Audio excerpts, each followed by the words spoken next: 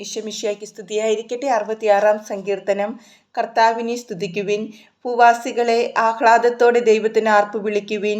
അവിടുത്തെ നാമത്തിൻ്റെ മഹത്വം പ്രകീർത്തിക്കുവിൻ, സ്തുതികളാൽ അവിടുത്തെ മഹത്വപ്പെടുത്തുവിൻ. അവിടുത്തെ പ്രവൃത്തികൾ എത്ര ഭീതിജനകം! അങ്ങയുടെ ശക്തി പ്രഭാവത്താൽ ശത്രുക്കൾ അങ്ങേക്ക് കീഴടങ്ങും. ഭൂവാസികൾ മുഴുവൻ അവിടുത്തെ ആരാധിക്കുന്നു, അവർ അങ്ങയെ പാടി പുകഴ്ത്തുന്നു. അങ്ങയുടെ നാമത്തിന് സ്തോത്രം ആലപിക്കുന്നു. ദൈവത്തിൻ്റെ പ്രവൃത്തികൾ വന്നു കാണുവിൻ. മനുഷ്യരുടെ ഇടയിൽ അവിടുത്തെ പ്രവൃത്തികൾ ഭീതിജനകമാണ്. അവിടുന്ന് സമുദ്രത്തെ ഉണങ്ങിയ നിലമാക്കി, അവർ അതിലൂടെ നടന്നു നീങ്ങി. അവിടെ നമ്മൾ ദൈവത്തിൽ സന്തോഷിച്ചു.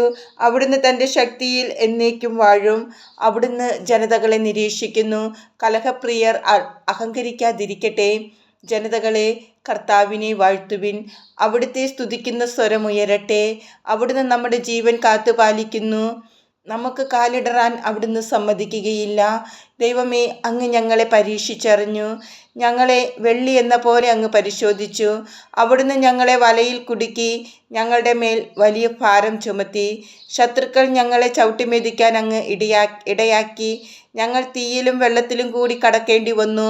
എങ്കിലും അങ്ങ് ഞങ്ങളെ വിശാല ഭൂമിയിൽ കൊണ്ടുവന്നു. ദഹനബലിയുമായി ഞാൻ അങ്ങയുടെ ആലയത്തിൽ വരും. അങ്ങയോടുള്ള എൻ്റെ നേർച്ചകൾ ഞാൻ നിറവേറ്റും. കഷ്ടതയിലായിരുന്നപ്പോൾ എൻ്റെ നാവുകൊണ്ട് നേർന്നതാണ് അവ. കൊഴുത്ത മൃഗങ്ങളെ ദഹനബലിയായി ഞാൻ അങ്ങേക്ക് അർപ്പിക്കും. മുട്ടാടുകളുടെ ബലിയുടെ ധൂമം ഉയരും. കാളകളെയും ആടുകളെയും ഞാൻ കാഴ്ചയർപ്പിക്കും. ദൈവഭക്തരെ, വന്നു കേൾക്കുവിൻ. അവിടുന്ന് എനിക്ക് വേണ്ടി ചെയ്തതെല്ലാം ഞാൻ വിവരിക്കാം. ഞാൻ അവിടുത്തോട് ഉച്ചത്തിൽ വിളിച്ചപേക്ഷിച്ചു. എൻ്റെ നാവുകൊണ്ട് ഞാൻ അവിടുത്തെ പുകഴ്ത്തി.